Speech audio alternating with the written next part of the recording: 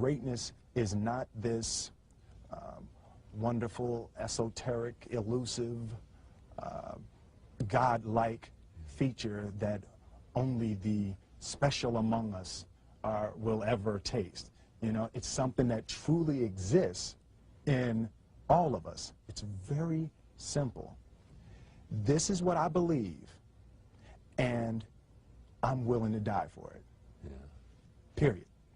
It's that simple. I know who I am, and I know what I believe. I know who I am, I know what I believe. That's all I need to know. And that's all I need to know. So from there, you do what you need to do. Yeah. You know, and I think what happens is we make this situation more complex than it has to be. Because we're looking for complexity. There's got to be something complex to understand. It can't be that easy. You know. We didn't grow up with the sense that where we were was where we were going to be. You know, we grew up with the sense that where we were almost didn't matter because we were becoming right. Something greater.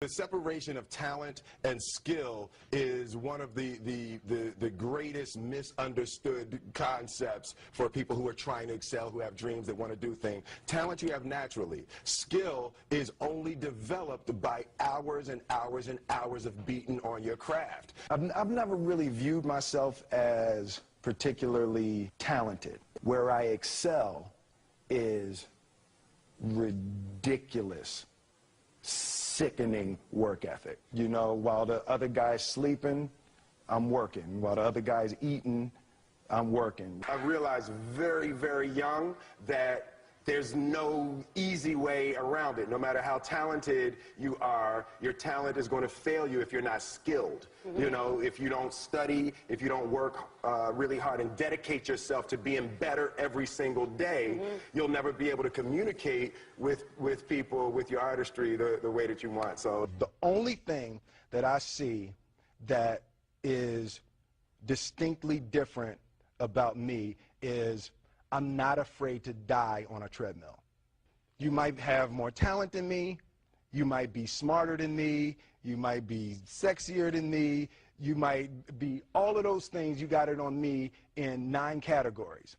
But if we get on the treadmill together, right, there's 2 things. You're getting off first, or I'm going to die. It's really that simple. You're not going to outwork me. It's such a simple, basic concept. The majority of people who aren't getting the places they want or aren't achieving the things that they want is strictly based on being outworked, is strictly based on missing crucial opportunities. I say all the time, if you stay ready, you ain't got to get ready. One summer, his dad tore down a brick wall on the front of his business and told 12-year-old Will and his 9-year-old brother to rebuild it, a job they said was impossible.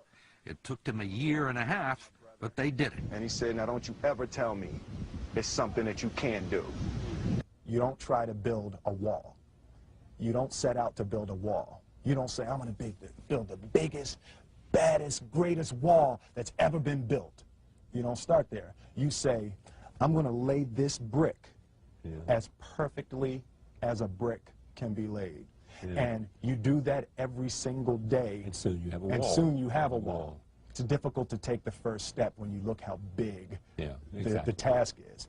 The task is never huge to me. It's always one brick. Me too.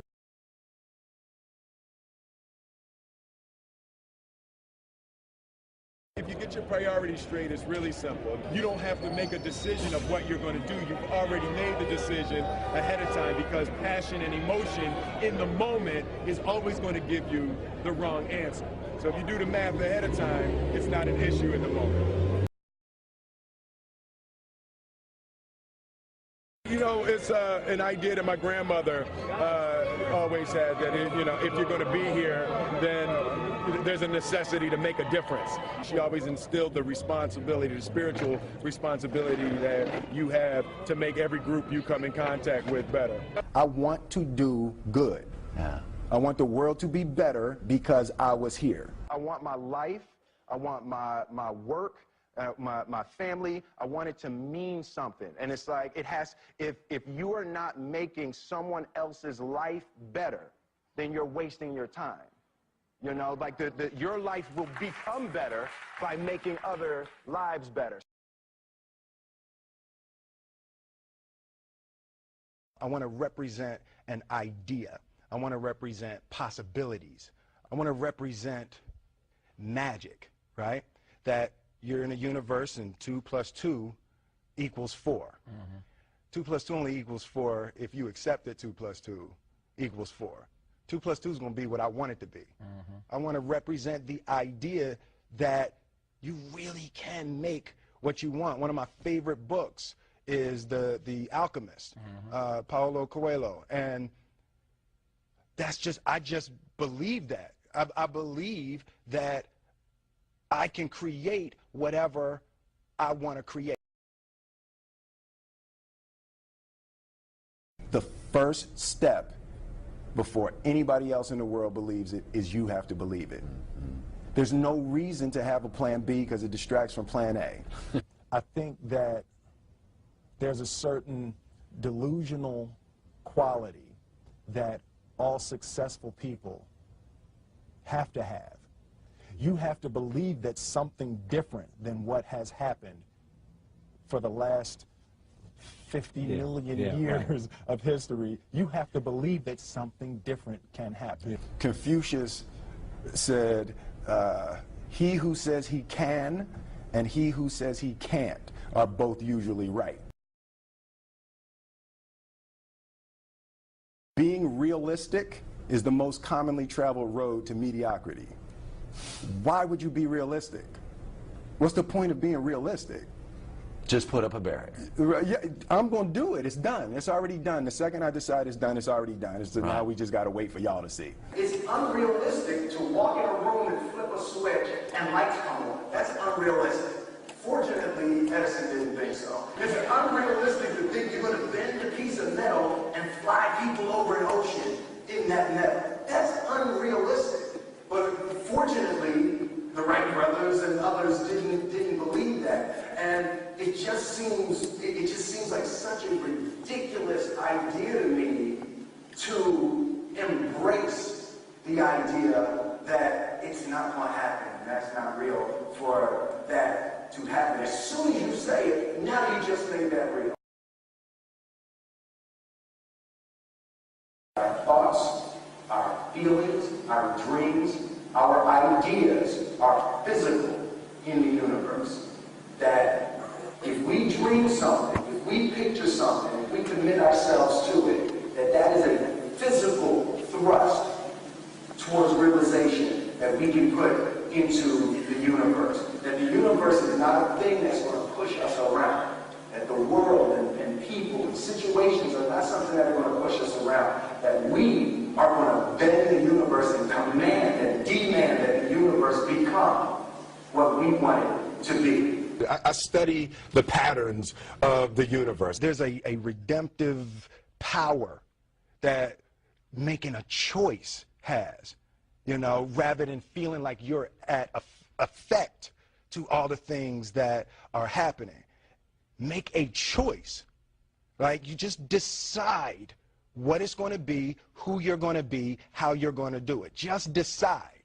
And then from that point, the universe is going to get out your way. It's like it's water. It wants to move and go around stuff. You know, there's a flow of the universe that I've grown to know just how to go with it. Our thoughts, our feelings, our dreams, our ideas are physical in the universe.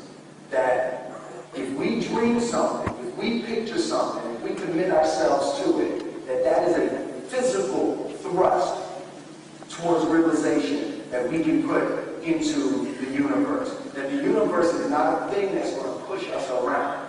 That the world and people and situations are not something that are going to push us around. That we are going to bend the universe and command and demand that the universe become what we want it to be. I study the patterns of the universe. There's a redemptive power that making a choice has, you know, rather than feeling like you're at effect to all the things that are happening.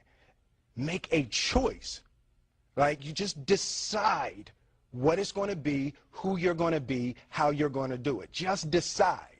And then from that point, the universe is going to get out your way. It's like it's water. It wants to move and go around stuff, you know. You know, there's a flow of the universe that I've grown to know just how to go. I realize that to have the level of success that I want to have, it's difficult to spread it out and do multiple things. It takes such a desperate, obsessive focus. You really got to focus with all of your fiber and all of your heart and all of your creativity. I'm motivated by fear. Fear. You know? Fear of what? Fear of fear. I hate being scared to do something. And I think what developed in my early days was the attitude that I started attacking things that I was scared of. It was Franklin Roosevelt said the only fear you have to fear is fear itself. Absolutely. Remember that? Absolutely. There are so many people who have lived and died before you. You will never have a new problem. You're not going to ever have a new problem. Somebody wrote the answer down in a book somewhere. And it's like just the idea that everything you need to know, someone has written it down. You can't be scared to die for the truth. The truth is the only thing that's ever going to be constant. And you can't fear what might happen to you if you were to tell the truth. Because what happens to you if you don't tell the truth is worse than telling the truth will ever be.